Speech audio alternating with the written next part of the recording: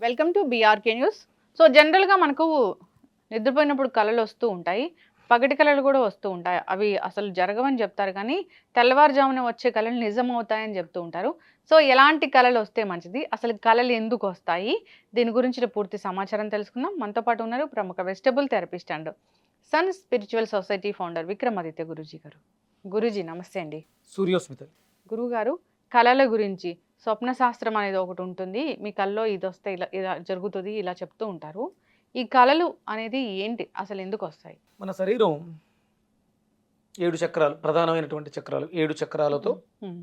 సప్త ధాతువులతో, సప్త హోతలతో, పంచ ప్రాణాలతో నడుస్తున్నటువంటి ఒక యంత్రం. హ్మ్. దాంట్లో ఆత్మ అనేది మనల్ని నడిపిస్తూ ఉంటుంది. హ్మ్. కళ్ళు ఆత్మకి ప్రతిరూపాలు. హ్మ్. అంటే ఆత్మ గురించి తెలుసుకోవాలంటే మనం కళ్ళ ద్వారా లోపలికి వెళ్ళొచ్చు. ఇక అంటే కళ అనేది కళ్ళు మూసినప్పుడు వస్తుంది. నిద్రపోయినప్పుడు కళల ద్వారా కళ్ళ ద్వారా కళ వ్యక్తీకరింపబడుతుంది. దీనికి ప్రధానమైనటువంటి కారణం ఇక్కడ ఆజ్ఞాచక్రం అని ఉంటుంది. హ్మ్.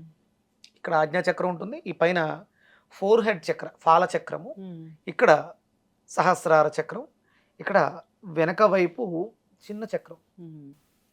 కళ్ళకి ఇరువైపులా టెంపుల్ మైనర్ చక్రాస్, హ్మ్. ఇక్కడ చెవులకు సంబంధించి జా మైనర్ చక్రాస్. ఇలా మన శరీరం అంతా కూడా చక్రాలతో, ఇక్కడ కూడా చక్రాలు ఉంటాయి. హ్మ్. ముక్కుకి ఊపిరితిత్తులకు సంబంధించినటువంటి చక్రాలు, నాస్ట్రిల్స్ ముక్కు మైనర్ చక్రాలు, పెదవులకి చక్రాలు. ఈ శరీరం అంతా కూడా చక్రాలతో పరిభ్రమిస్తూ మన శరీరానికి కావాల్సిన శక్తిని స్వీకరిస్తూ ఉంటుంది. ఇప్పుడు కళ, ఆజ్ఞాచక్రం అనేది ఏంటమ్మా? ఆజ్ఞాచక్రం హ్మ్. అంటే కళ్ళు చూడడం ద్వారా హ్మ్. సంకేతాలు పంపిస్తుంది. హ్మ్. ఏదైనా ఒక కోరికని బలంగా మనం గట్టిగా కోరుకుంటే అది కళల రూపంలో మనకు వ్యక్తం అవుతూ ఉంటుంది.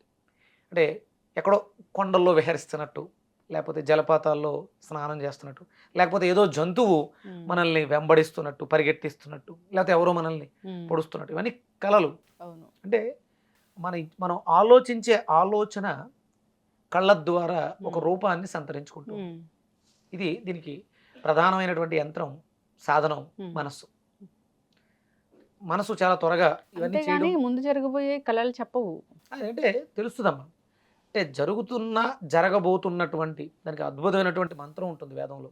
ఏ జాగ్రత్తో దూరముపైతి సర్వం తదు సుప్తస్య తదైవేతి దూరంగమం జ్యోతిషాం జ్యోతిరేకం తన్మే మన శివ సంకల్పమస్తు. ఇదొక మంత్రం.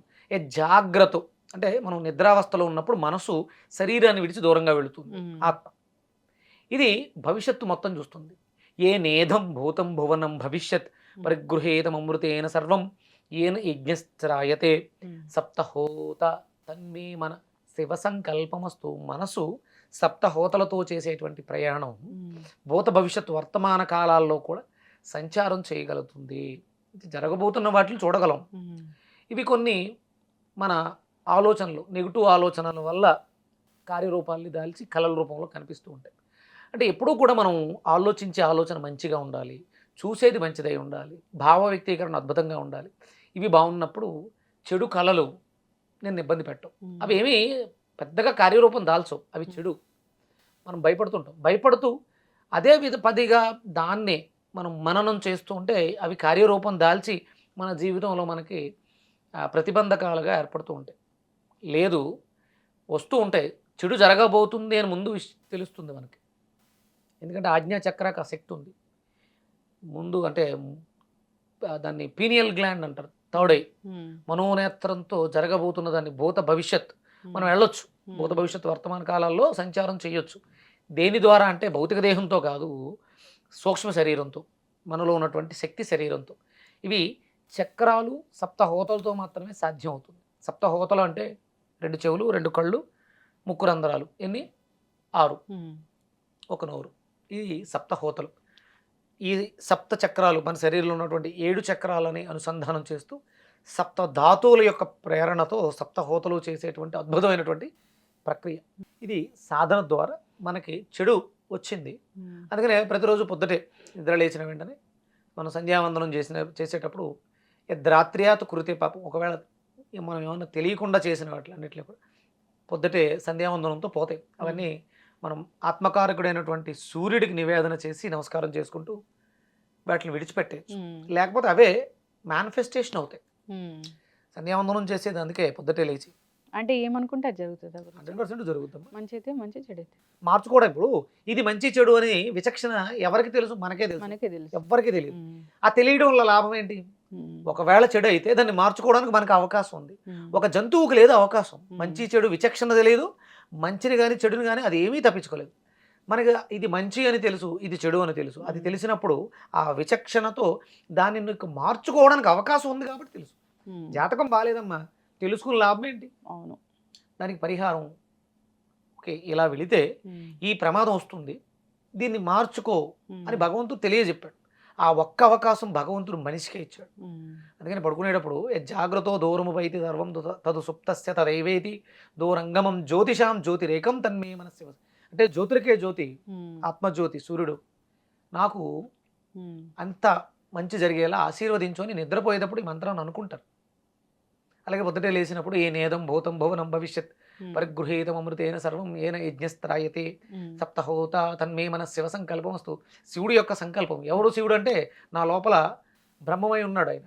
అవును. ఆయన సంకల్పం ఏంటి? మంచి జరగాలి. ఉమ్, ఇవి అందుకనే మనకి మన పురాణ ఇతిహాసాల్లో హిందూ ధర్మంలో అద్భుతమైనటువంటి ఎన్నో అద్భుతమైనటువంటి మంత్రాలు ఉమ్, మన జీవన విధానంలో మనకి ఏదైనా చెడు జరుగుతుంది, ఉమ్, అమంగళం ప్రతిగతమవుగాక, ఇలా చెవు ఇలా చేయిదని చెవి మీద వేసి అమంగళం ప్రతిగతం, అది నాకు జరగకుండుగాక అని సూర్యుడిని చూస్తారు. లోపల ఆత్మకారకుడై ఉన్నాడు కదా, ఉమ్, ఆ చెడు నీకు జరగదు, వినకూడదు విన్నావు, అమంగళం మంచిది కాదు, ఉమ్, ప్రతిగతమవుగాక, అది విసర్జించబడుగాక, ముక్కలైపోగాక, ఉమ్, అది నన్ను చేరకుండా ఉండుగాక.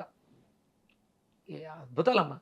అందుకని నీకు చెడు కళలు వస్తున్నాయంటే నువ్వు పడుకున్నటువంటి ఉమ్, ప్లేస్లో ఉమ్, కార్బన్ డైఆక్సైడ్ ఆక్సిజన్ సరిగా లేదు, ఓకే. గాలి వెలుతురు సరిగా రావట్లేదు, కాబట్టి నీ మెదడు వేరే వేరే ఆలోచనలు, ఉమ్, నెగిటివ్ ఆలోచనలు ఎక్కువ చేస్తుంది.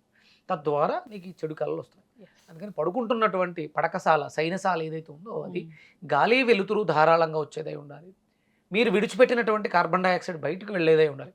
మనం అపానవాయువుని స్వీకరించి ప్రాణవాయువుని విడిచిపెడుతూ ఉంటాం. ఉమ్, ఆ విడిచిపెట్టినప్పుడు అది బయటకు వెళ్ళిపోవాలి. ఉమ్, మళ్ళీ మనం పీల్చుకున్నప్పుడు అపానవాయువు మంచి వాయువు లోపలికి వెళ్ళాలి. అపానం అది లోపలికి వెళ్ళి అప్పుడు సమాన ఉదాన వాయువులుగా మారి మనకి మంచి నిద్ర పట్టేలా చేస్తుంది. చెడు కళలు వస్తున్నాయంటే అది మన ఆలోచనలను బట్టే ఉంటుంది. అంతేకాదు మనం నిద్రించే ప్లేస్ కూడా చాలా పీస్ఫుల్గా 100%. ఉండాలి. గాలి వెలుతురు ధారాళంగా వచ్చే విధంగా ఉండాలి. ఇప్పుడంతా అలా ఉండట్లేదు కదా Guruji. Packed AC rooms. So దానివల్ల అనారోగ్య సమస్యలు కూడా ఎక్కువగానే వస్తూ ఉన్నాయి. ఏదైనా కళ అది వచ్చింది అంటే అది మన మనసు మీద కూడా ప్రభావం చూపిస్తుంది. మన మనసులోని ఆలోచనలే ఆ విధంగా expose కార్యరూపం అవుతూ దాల్చుతాయి. ఉంటాయి. చక్కటి ఇన్ఫర్మేషన్ గురువు గారు. సో చెడు కళలు వస్తున్నాయంటే వాళ్ళ మనసుని ప్రశాంతంగా ఉంచాలని చెప్దాము. చక్కటి ఇన్ఫర్మేషన్ అండి. ధన్యవాదాలు. సూర్యస్మిత.